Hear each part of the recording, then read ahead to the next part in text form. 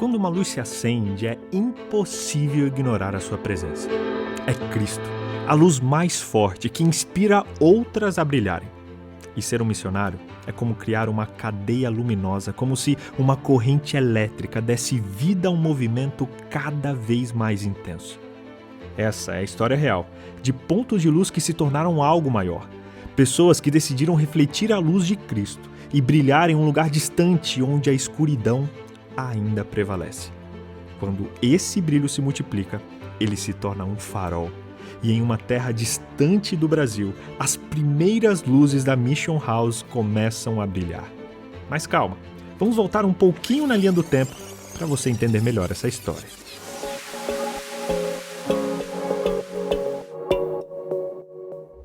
Tudo começou quando a gente estava trabalhando no Brasil ainda, a gente sentia um desejo no coração de fazer algo mais e a gente não sabia o que era.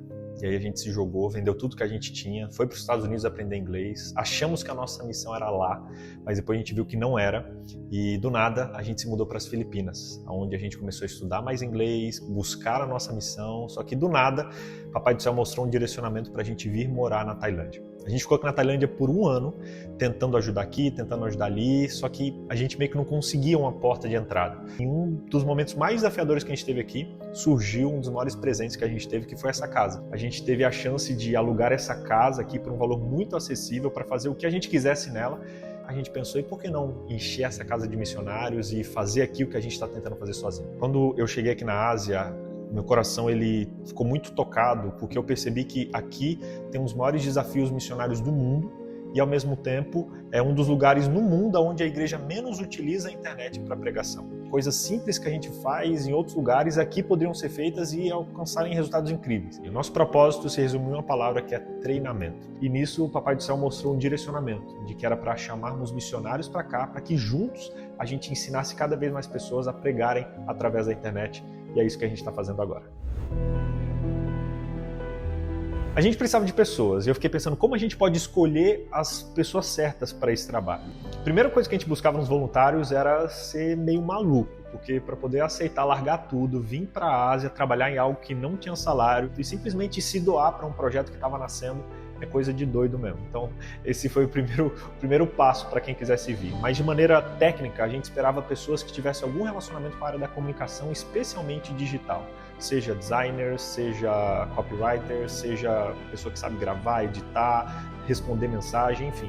A gente buscou jovens que tivessem essas características para que juntos aqui a gente pudesse ensinar isso para mais pessoas. A gente encontrou essas pessoas de maneiras muito inusitadas.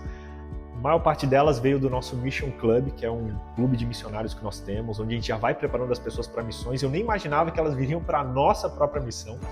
Depois, vários deles vieram fruto de oração. Eu fui num evento no Brasil, no Congresso Maranata, e lá conheci um, conheci outro. Falou, olha, eu quero ser missionário, se um dia você souber alguma oportunidade, me fala. Falei, olha, eu sei. Depois outro no caminho, depois outro na casa do meu pai, depois fui para os Estados Unidos pregar, conheci uma outra lá, e parece que Deus ele ia me direcionando para lugares onde eu tinha que conhecer algumas pessoas que eu tinha que convidar para estarem aqui. Então, se você perguntar para todos eles, cada um vai ter uma história totalmente inusitada de como a gente se conectou e de como foi esse chamado para que eles se juntassem a essa missão. E eu comecei a perguntar a amigos que dirigem processos de missionários, como eles fazem para chamar missionários, para conhecê-los. E eu fui aprendendo um pouquinho de cada um e a gente construiu o nosso processo, que foi bem rigoroso. Ele vinha fruto ali de pelo menos 4 entrevistas. Na verdade, a gente tinha um primeiro contato, eu orava por aquilo, depois chamava a pessoa para uma conversa, depois dessa conversa ela passava com a psicóloga, conversava, depois com a nossa gestora de RH, depois com uma pessoa que fazia ali um perfil comportamental. E eu tenho certeza que a gente encontrou essas pessoas. Irão de Deus mandar, né? Tá achando de alegria, de friozinho na barriga, de quê? Tudo junto e misturado. Mas fica bem, vai dar tudo certo. Foi Deus que conectou a gente de uma maneira bem inusitada e ele vai continuar guiando tudo, ele vai dirigir todo o processo e agora vamos para os próximos passos.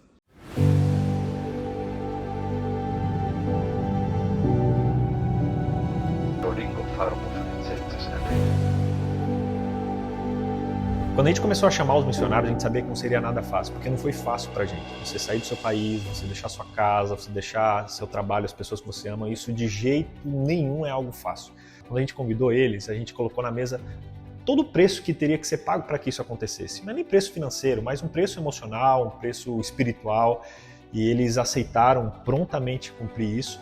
E foi muito lindo ver o desprendimento deles ao deixar o trabalho, ao pausar os estudos, ao se despedir da família e abrindo mão de tudo isso para se jogar na missão, sabe? Graças aos nossos doadores, apoiadores do Mission Club, a gente garantiu para eles comida e hospedagem, mas a passagem de cada um ia ter que correr por si próprio. E não é fácil, não é barato, é 9, 10 mil reais para chegar aqui. Nós compramos a passagem só de ida, compramos direto da nossa cidade para Tailândia. A gente tinha a opção de comprar de São Paulo para Tailândia e aí comprar separado da nossa cidade para São Paulo, mas a gente pensou, não, vamos comprar da nossa cidade para cá para não ter problema. Para ser mais seguro.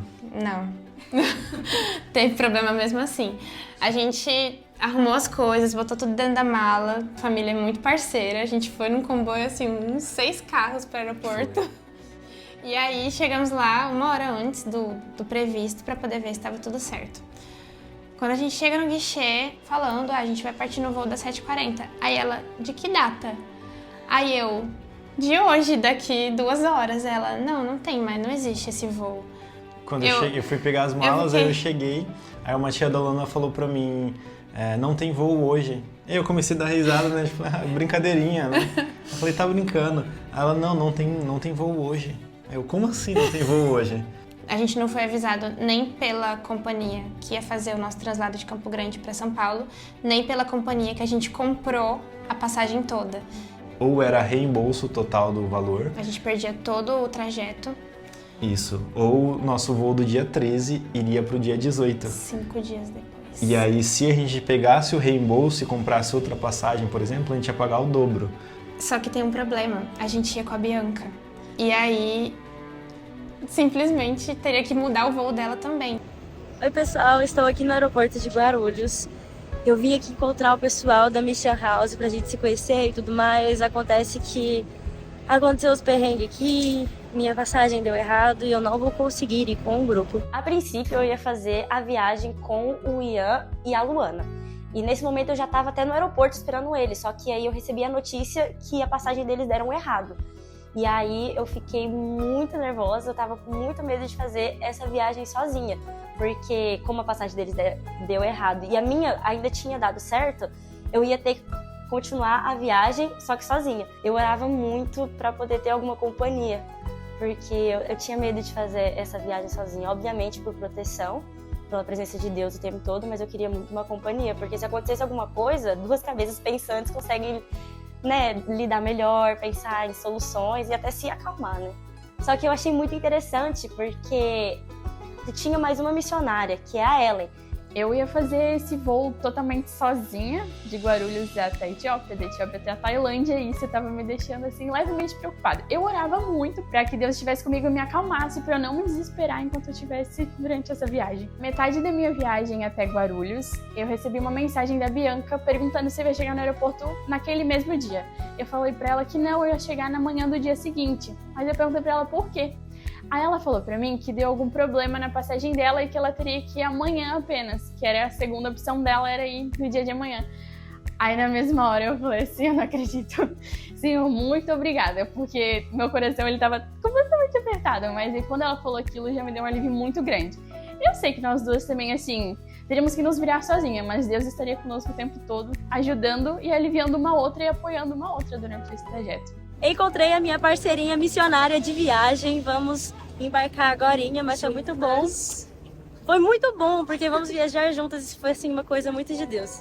E aí depois, no avião, como ficamos 24 horas juntas, a gente acabou conversando e descobrimos que ela estava do ônibus orando muito para ter uma companhia, porque ela também estava com medo de fazer essa viagem sozinha. Enquanto eu estava do lado de cá orando, porque eu também não queria fazer essa viagem sozinha. Deus deu a companhia da Bianca para mim e a minha companhia para ela, para que nós duas viéssemos juntas para cá, e deu tudo certo, graças a Deus.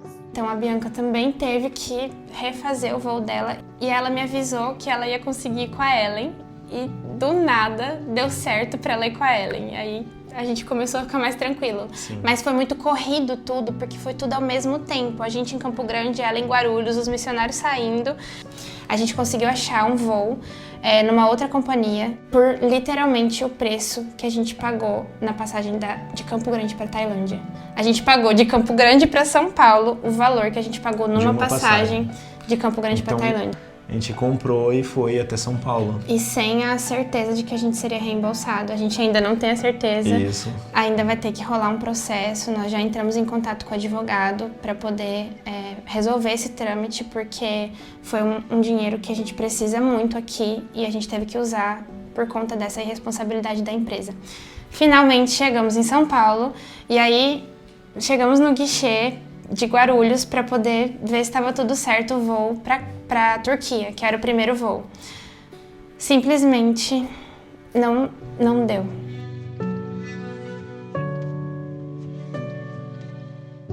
A menina falou, vocês não vão poder embarcar, porque vocês não estão nesse voo. Não existe esse bilhete.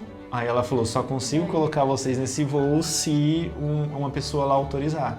Isso, o tempo do embarque correndo, Isso. o nosso voo quase finalizando o embarque. Realmente não tinha chance da gente embarcar naquele voo. E aí eles, um falando com o outro, um atendente falou com o outro, com o gerente, que falou com o gerente do gerente. E aí eles demoraram tipo uns 45 minutos e o nosso embarque encerrando.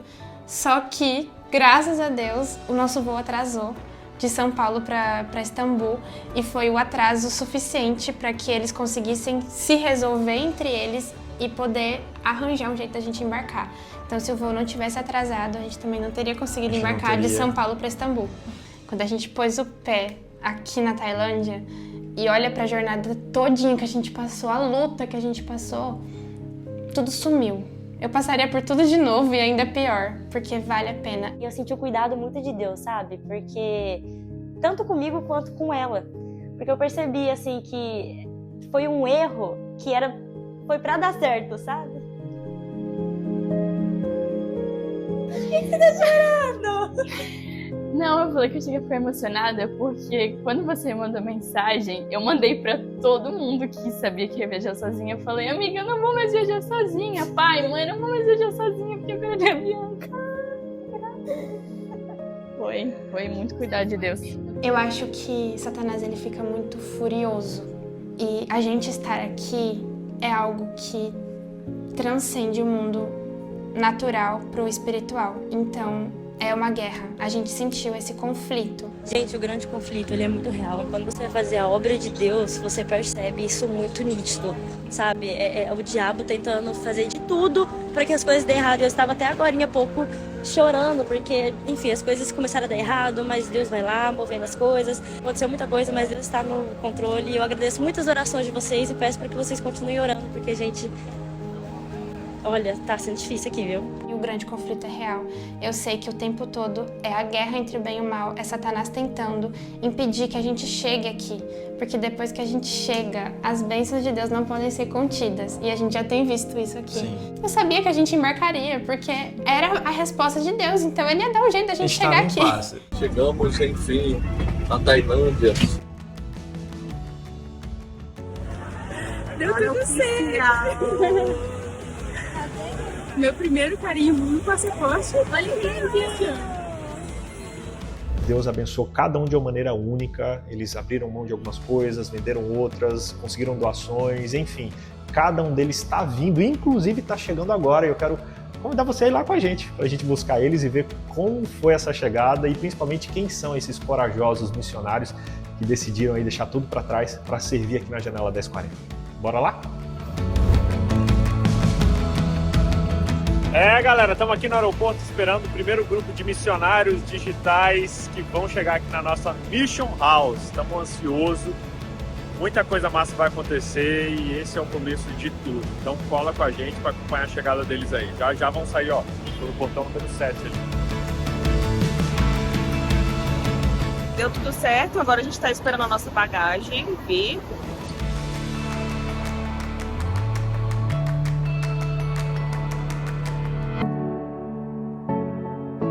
Aê, povo! Chega! Segura, pião!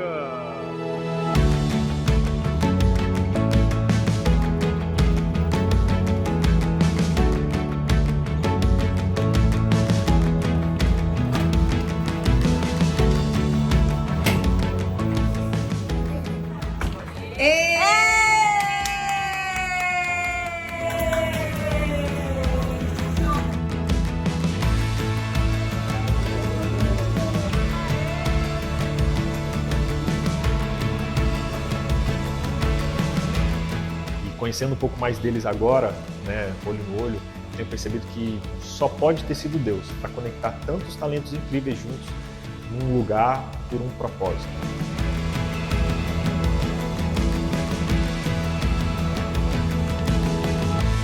Você consegue perceber o tamanho desse sonho? Um projeto missionário que começou há mais de 2 anos atrás, com muitas perguntas e que a partir de hoje começa a encontrar algumas respostas. E você é o nosso convidado para nos próximos 6 meses nos acompanhar nessa jornada aqui na Mission House, acompanhando missionários fazendo a diferença na Janela 1040 e aprendendo como você pode fazer uma diferença aí onde quer que você esteja. Mas quer saber de uma coisa? Eu tenho certeza que o que você quer conhecer mesmo são os missionários que vieram para cá e a nossa linda estrutura para atender esses missionários. Então agora quero convidar você para entrar lá dentro para juntos descobrirmos quem são os missionários e afinal o que a gente vai fazer aqui na Ásia. Ou melhor, vamos fazer isso semana que vem porque tem muita coisa para te mostrar. Te vejo semana que vem mostrando lá dentro e quem são os missionários que vão fazer esse negócio acontecer.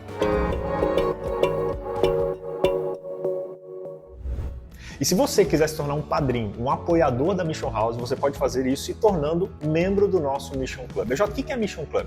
Mission Club é uma plataforma onde a gente ajuda pessoas a se tornarem missionários sem sair de casa, enquanto ajudam missionários que saíram. É uma plataforma de conteúdo onde mensalmente a gente posta cursos, aulas, lives, uma comunidade de pessoas que querem aprender como fazer a missão no seu dia a dia. Como falar de Jesus para o seu vizinho, como ajudar quem está precisando, como dar um estudo bíblico, ou como simplesmente viver a missão no seu local de trabalho. Através dessa plataforma, a pessoa pode aprender e ela também nos ajuda com uma pequena assinatura ali de R$19,90 por mês e esse valor é usado para o sustento dos nossos missionários e dos nossos projetos aqui também.